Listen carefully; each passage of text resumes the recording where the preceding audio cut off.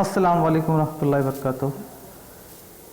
Mission TET CTET इस YouTube channel में आप तमाम असातिज़ा इकराम का खैर मकदम है। आइए आज हम देखते हैं तालीम नफ्सियात के कुछ ऐसे सवालात जो बार बार गुज़िश्ता सालों में पूछे गए हैं, जिसमें कुछ सवालात सीटीईटी से है और कुछ टीईटी से है, और दोनों जगह का ही निसाब तकरीबन एक जैसा है। इंशाल्लाह तमाम सवालात आपको बहुत ज़्यादा फ़ायदेमंद साबित होंगे, इसलिए आप इस वीडियो में मेरे साथ आखिर तक बने रहे। मैं हूँ आपका दोस्त इमरान खान और मैं शुरू करता हूँ आज का ये वीडियो। सबसे पहला सवाल, लफ्ज़ साइकोलॉजी की ज़ुबान से माखूज़ है या लिया गया है? तो ये एक यूनानी लफ्ज़ है जिसके हम यहाँ दो हिस्से कर सकते हैं, साइक अलग कर सकते हैं और लॉजी अलग कर सकते हैं। तो साइक के मानी रूह के होते हैं या फिर उसे हम जहन के कह सकते हैं, माइंड या सोल के मीनिंग में साइक इस्तेमाल होता है, और लॉजी इल्म को कहते हैं। चलिए आगे बढ़ते हैं। अगला सवाल, नफ्सियात को रूह का इल्म किसने कहा? तो एरिस्टोटल, जिसे हम उर्दू में अरस्तू कहते हैं, इन्होंने सबसे पहले नफ्सियात को रूह का इल्म कहा। रूह के इल्म पर अरस्तू की लिखी गई किताब का नाम डी एनिमा है, नीचे दिया गया है। इल्म नफ्सियात पर अरस्तू की लिखी गई किताब का नाम पैरासाइकी है। अगला सवाल देखिए, इल्म नफ्सियात का मौजिद विल्हेम वंडित नामी शख्स जो है तो माहिर नफ्सियात इल्म नफ्सियात का मौजिद कहलाता है। अगला सवाल, जदीद इल्म नफ्सियात का मौजिद सिगमंड फ्राइड नामी माहिर नफ्सियात है, जो कि जदीद इल्म नफ्सियात का मौजिद कहलाता है। यहाँ पर मैं आपको एक बात बता दूँ कि नफ्सियात और इल्म नफ्सियात में इसी तरह का फ़र्क है जिस तरह से साइंस और बायोलॉजी में। साइंस तमाम उलूम की जमा है और बायोलॉजी उसकी शाख है, इसी तरह से नफ्सियात की एक शाख इल्म नफ्सियात है। नफ्स का इल्म नफ्सियात है, ऐसा किसने कहा? तो विलियम मैकडूगल नामी माहिर नफ्सियात ने नफ्स के इल्म को इल्म नफ्सियात कहा है। आगे देखिए, इल्म नफ्सियात इंसानी नफ्स के तजुर्बात और वजाहत का मजमूआ है, ऐसा तबसरा किसने किया? तो ये भी विलियम मैकडूगल का ही कॉल है, उनका ही तस्वुर है कि वो उसको इल्म नफ्सियात इंसानी नफ्स के तजुर्बात और वजाहत का मजमूआ कहते थे।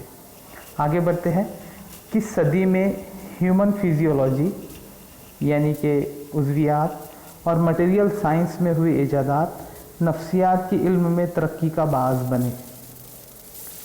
तो 19वीं सदी में जो हमने तरक्की की, जिसमें हमने दिल का ऑपरेशन किया, और उसके बाद मटेरियल साइंस में जो हमने तरक्की की, मिसाल के तौर पर प्लास्टिक की ईजाद कह लीजिए आप, या जो हमारे यहाँ पर इंडस्ट्रियलाइजेशन हुआ, कारखाने जो बने और उसके ज़रिए जो प्रोडक्टिविटी बढ़ी, तो उससे भी बहुत ज़्यादा नफ्सियात की ईजादात में फ़ायदा हुआ।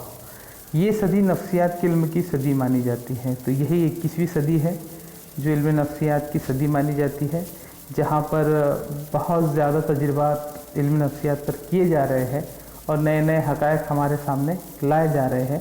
उन हक़ाइक़ की रोशनी में हम नए तरीक़े तदरीस बना रहे हैं और तलबा पर उसका इस्तेमाल कर रहे हैं। आगे बढ़ते हैं। कौन से साल में इल्म नफ्सियात की पहली तजरिबागाह कायम हुई? तो 1979 में जो है तो पहली तजरिबागाह कायम हुई है ना, इन 1879।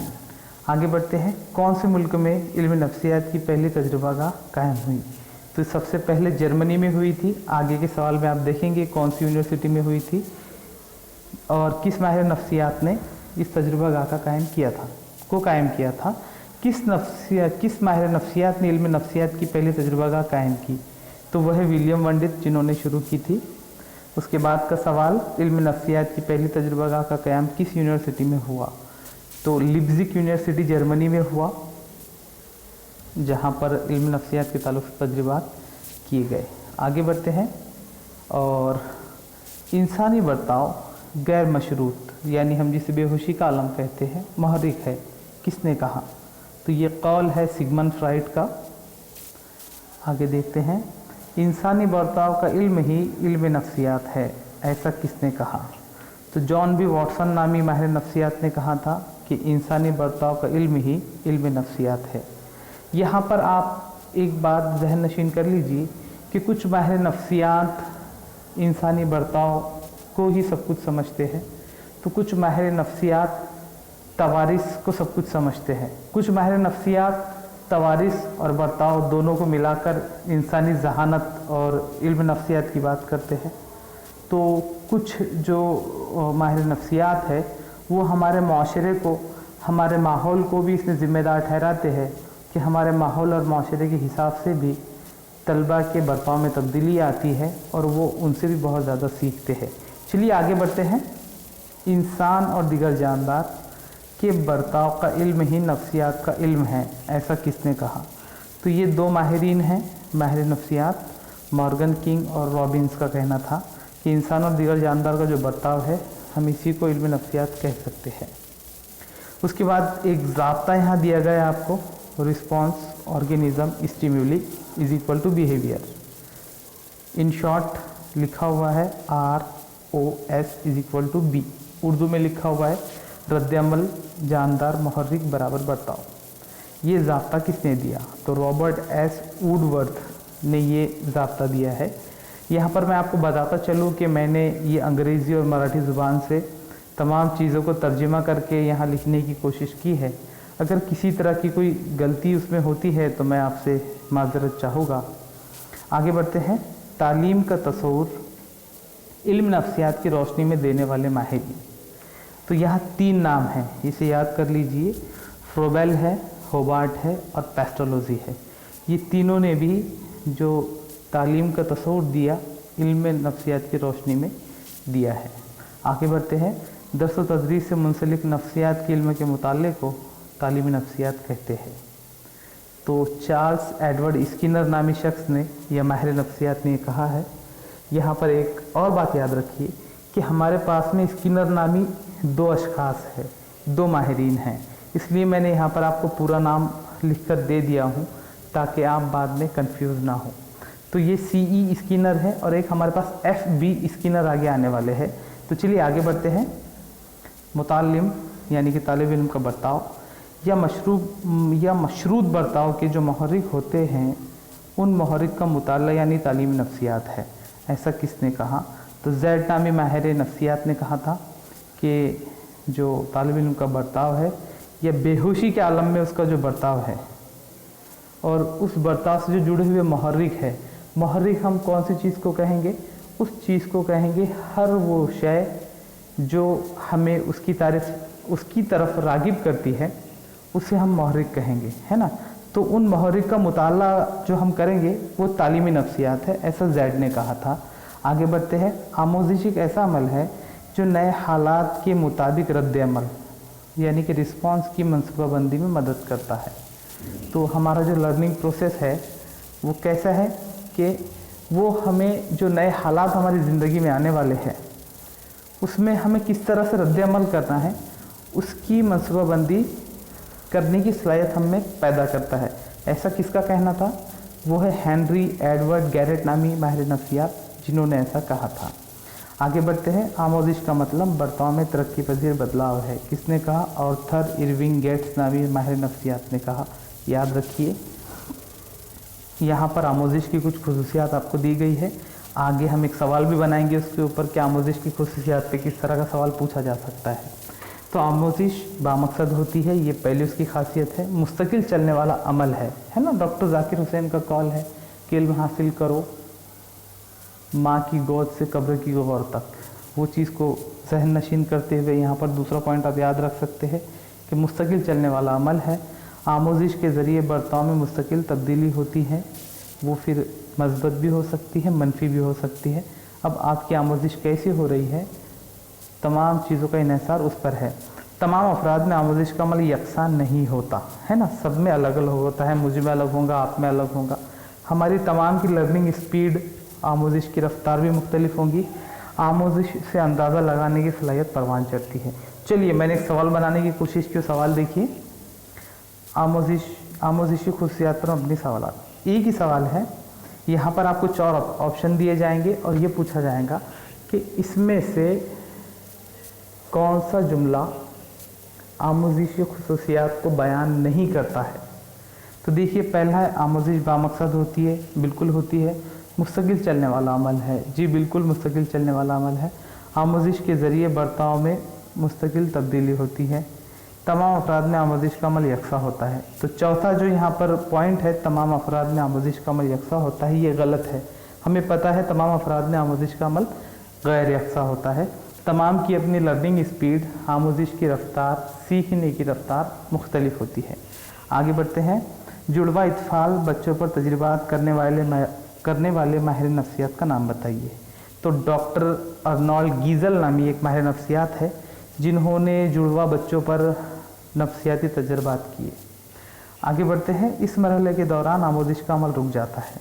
तो देखिए ये एक ऐसा मरहला है जहाँ पर तालिब इल्म नया इल्म हासिल नहीं कर पाता, उसे स्टेशनरी फेज कहते हैं। मुझे इसके लिए उर्दू में कोई लफ्ज़ नहीं मिला, फिर भी मैं कहूँगा कि जहाँ कोई शय जाकर जामुद हो जाती है, जम जाती है ना, वैसा मरहला आमोजिश में भी आता है कि शख्स वहाँ जाकर इल्म हासिल होना उसे बंद हो जाता है, यानी नए तजुर्बात उसे हासिल होना बंद हो जाते हैं, ये पुराने तजुर्बात ही वहाँ पर रिपीट होते हैं। तो उस मरहले को स्टेशनरी फेज कहते हैं। ये मरहला कुछ देर के लिए रहता है, कुछ दिनों के लिए रहता है और दोबारा से फिर इंसान आमोजिश के अमल में लग जाता है। आगे बढ़ते हैं। आमोजिश के रुझान में कमी आने की वजह ये मरहला है। तो स्टेशनरी मरहला ही है, स्टेशनरी फेज ही है जहाँ पर हमारे आमोजिश के रुझान में कमी आ जाती है।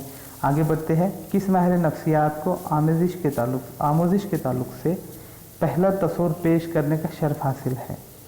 तो यहाँ पर एडवर्ड थॉर्नडाइक नामी एक माहिर नफ्सियात है जिनको ये शर्फ हासिल है।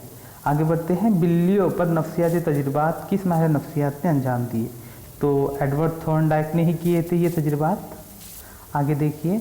मुहर्रिक यानी कि स्टिमुली और रद्द अमल रिस्पॉन्स, इस तस्वर पर किस माहिर नफ्सियात ने तजुर्बात अंजाम दिए? तो एडवर्ड थॉर्नडाइक ही है जिन्होंने एसआर बॉन्ड यानी कि स्टिमुली रिस्पॉन्स बॉन्ड के ऊपर तजुर्बात किए थे। स्टिमुली आप बहुत आसानी से समझ सकते हैं, जिस तरह से मैंने यहाँ पे स्लाइड्स को डिफरेंट कलर्स दे दिए हैं, उसके ज़रिए आपके आँखों की रोशनी में तब्दीली आ रही है, यानी कि ये रंग एक तरह से मुहर्रिक का काम कर रहे हैं। या ये कह लीजिए कि कोई ऐसी शय जिसकी तरफ आप अट्रैक्ट हो रहे हैं, है ना। छोटा बच्चा जो होता है वो हिलती हुई चीज़ों की तरफ अट्रैक्ट होता है, हिलती हुई चीज़ों की तरफ जाता है, या ज़्यादा रंगीन चीज़ें उसे पसंद होती है। इसीलिए आजकल जो कुरकुरे वाले हैं, जो आलू चिप्स वाले, वो ज़्यादा रंगीन प्लास्टिक की पन्नियों में जो है तो अपना सामान पैक करके बेच रहे हैं, आप देखेंगे। तो ये मुहर्रिक की मिसाल है। रद्द अमल, हमारा रद्द अमल मिसाल के तौर पे आपकी जानिब किसी ने पत्थर फेंका तो आपके हाथ आपके सर के ऊपर आ जाएंगे, आप आपके सर को बचाने की कोशिश करेंगे, तो ये रद्द अमल की एक मिसाल है। तो इसे याद रखिए। एडवर्ड थॉर्नडाइक नामी माहिर नफ्सियात ने ये सबसे पहले तस्वर पेश किया था, तजुर्बात दिए थे। चलिए देखिए यहाँ पर एडवर्ड थॉर्नडाइक के ज़रिए भूखी बिल्ली पर जो तजुर्बात अंजाम दिए गए थे, उन तजुर्बात से कौन से हक़ाइक़ हमारे सामने आए थे? आमोजिश का मकसद और वजह वाज़ेह होती है। मकसद के तहत आमोजिश जारी रहती है। गलतियों के बाद इत्तेफाकिया कामयाबी हासिल होती है। बार बार एक ही अमल दोहराने से ट्रायल एंड एरर, गलतियाँ कम होकर मकसद की हुसूलियाबी होती है। तो अक्सर हम असातिज़ा भी हमारे कमरे जमात में ट्रायल एंड एरर बेस पर बच्चों को काम देते हैं कि पहली बार वो सही नहीं कर पाता है तो हम उसे दोबारा कहते हैं कि आप इसे दोबारा हल करो। फिर वो दोबारा हल करने की कोशिश करता है, फिर उसकी कुछ गलतियाँ कम होती है। तो वही सारी खुसूसियात, वही सारे हक़ाइक़ एडवर्ड थॉर्नडाइक के ज़रिए भूखी बिल्ली पर किए गए तजुर्बात में हासिल हुए थे। आगे हम बढ़ते हैं। एडवर्ड थॉर्नडाइक के आमोजिश के हुसूल के 3 नज़रियात या उसूल ये है। यहाँ पर मैंने कोशिश की है मुकम्मल ट्रांसलेशन करने की, लेकिन अगर किसी तरह की कोई गलती होती है तो मैं आपसे माज़रत चाहूँगा। आमोजिश हुसूल इल्म के लिए ख़ुद को तैयार करने का उसूल, दोहराने ट्रायल एंड एरर का उसूल और नताइज के हुसूल का उसूल, है ना। आगे बढ़ते हैं। किस माहिर नफ्सियात ने 1913 में तर्ज़ अमल का तस्वुर पेश किया? तो वॉटसन ने किया था 1913 में तर्ज़ अमल का तस्वुर। आगे बढ़ते हैं। इशराकिया की हम आहंगी, इलाइट कन्वर्जेंस का तस्वुर और तहकीक किसने पेश की? तो इवान पाउलो नामी एक माहिर नफ्सियात थे, उन्होंने की थी। इवान पॉलो ने किस जानवर पर अपने तजुर्बात अंजाम दिए? तो उन्होंने कुत्ते पर किए थे तजुर्बात। उसके बाद देखिए ये दूसरे स्किनर साहब आए हमारे सामने, BF स्किनर। कौन सा तस्वीर इन्होंने पेश किया? तो इंस्ट्रूमेंटल कंडीशनिंग और ऑपरेंट कंडीशनिंग नामी इनका तस्वीर था, वो उन्होंने पेश किया था। इसमें उन्होंने परिंदा कबूतर इस्तेमाल किया था, जिसको एक पिंजरे में रखकर उन्होंने मुहर्रिक के तौर पे उसे खाना दिया था और उसके ज़रिए उसे उन्होंने ट्रेन किया था, तरतीब दी थी। उसी को ऑपरेंट कंडीशनिंग कहा जा रहा है। BF स्किनर ने किस परिंदे पर अपने तजुर्बात अंजाम दिए? तो मैं आपको पहले बता चुका हूँ, कबूतर पर। आगे बढ़ते हैं। तलबा में अच्छी आदतें परवान चढ़ाने के लिए किस तरीके का इस्तेमाल हमें कारगर साबित हो सकता है? तो कोऑर्डिनेशन और तहकीक। तो कोऑर्डिनेशन क्या है? किसी चीज़ में हम आहंगी पैदा करने को कोऑर्डिनेशन कहेंगे। मिसाल के तौर पे हम हमारे घर के बच्चों को फजर की नमाज, मदरसा जाने का वक्त, स्कूल जाने का वक्त, तमाम नमाज़ों के वक्त उन्हें नमाज़ों की तलकीन करना, साथ में ले जाना, इस तरह से हम आहंगी पैदा कर देते हैं बच्चे में कि वो उस वक्त वो नमाज के लिए हमारे साथ चलने के लिए तैयार हो जाता है। तो ये एक मिसाल हम ले सकते हैं। आगे बढ़ते हैं। आमोजिश के ताल्लुक से इदराक का तस्वर किसने पेश किया है? ना, कॉग्निशन का जो एक थ्योरी है वो ब्रूनर नामी माहिर नफ्सियात ने पेश किया था। आमोजिश के ताल्लुक से आमोजिश और हिदायत का तस्वर किसने पेश किया? तो डेविड आसुबेल नामी माहिर नफ्सियात ने इसे पेश किया था। आगे बढ़ते हैं। मुआशरती मुशाहिदा, इस ताल्लुक से तस्वर पेश किया अल्बर्ट बंडूरा ने, है ना। अभी इनका इंतकाल हुआ 26 जुलाई 2021 को, और इनका जो मुआशरती मुशाहिदा का जो तस्वर है वो तालीम व तदरीस के लिए बहुत ज़्यादा फ़ायदेमंद साबित हुआ है। आगे बढ़ते हैं। अल्बर्ट बंडूरा का तस्वर मंदरजा वाला मराहल पर मबनी है। देखिए कौन कौन से मराहल हैं? Attention, retention, reproduction and motivation. तो अक्सर हम हमारी क्लास में बच्चों को तहरीक देते हैं, उन्हें शाबाश कहते हैं, वेरी गुड कहते हैं, फेबुलस कहते हैं। कभी उनको हम चौक इनाम देते हैं, पेन इनाम देते हैं। किसी प्रोग्राम में उनको तहरीक देने के लिए, मोटिवेशन के लिए हम इनामात से नवाजते हैं। तो ये अल्बर्ट बंडूरा के ज़रिए पेश किए गए तस्वुर से ही हमने उसे लिया है। मुहर्रिक और रद्द-ए-अमल, स्टिमुली एंड रिस्पांस का तस्वुर किसने पेश किया? तो एडवर्ड थॉर्नडाइक ने ही किया, पहले भी जा चुका है ये। आगे बढ़ते हैं। इंसानियत पर अपनी इल्म नफ्सियात का मौजिद माना जाता है। तो कार्ल रॉजर्स नामी जो शख्स है, ये इंसानियत पर मबनी इल्म नफ्सियात का मौजिद माना जाता है। यक उनसर जहानत, इंटेलिजेंट कोशेंट का तस्वुर किन माहिर नफ्सियात ने पेश किया? तो बेनेट और सीमन नामी दो माहिर नफ्सियात हैं जिन्होंने यक उनसर जहानत, इंटेलिजेंस कोशेंट का तस्वुर पेश किया है। आगे देखते हैं। यहाँ पर एक लिस्ट आपको दी गई है, ये भी हमको TET में पूछी जा सकती है और 2013 में पूछी भी गई है। इस लिस्ट में आपको एक जानिब IQ रेंज दी गई है और दूसरी जानिब IQ रेंज की दर्जाबंदी दी गई है। आप देख सकते हैं इसे। मैं इसे पढ़ूंगा नहीं क्योंकि वीडियो पहले ही बहुत लेंदी हो चुका है। आगे बढ़ते हैं। दो उनसर जहानत, 2 फैक्टर थियरी ऑफ इंटेलिजेंस का तस्वुर किस माहिर नफ्सियात ने पेश किया? तो चार्ल्स स्पीयरमैन नामी माहिर नफ्सियात ने इसे पेश किया।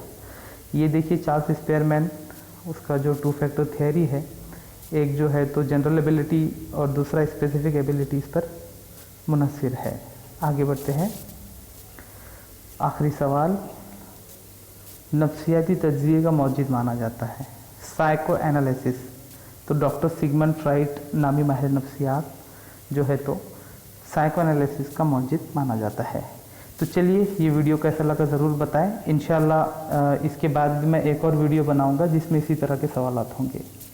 हमारे इस चैनल को ज़रूर आप सब्सक्राइब करें। इंशाल्लाह इसी तरह की वीडियोस और दीगर मज़ामीन की वीडियोस भी आप तक पहुँचते रहेंगे। जज़ाकल्लाहु खैरा। अस्सलामु अलैकुम व रहमतुल्लाहि व बरकातुहू।